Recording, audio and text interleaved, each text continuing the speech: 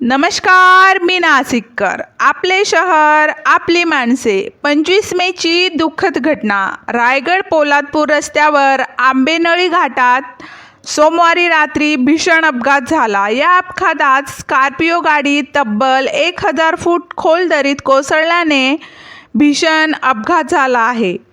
या अपघातात 8 जणांचा मृत्यू झाल्याची प्राथमिक माहिती समोर येत आहे.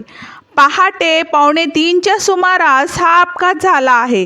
अपघातग्रस्त सर्वजण साताऱ्यातील कोरेगाव तालुक्यातील आसगाव येथील रहिवासी असल्याचे स्पष्ट झाले आहे.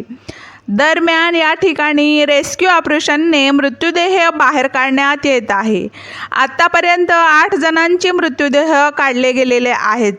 संपूर्ण आसगावात शोककळा पसरली आहेत. SK न्यूज नाशिककर. नमस्कार.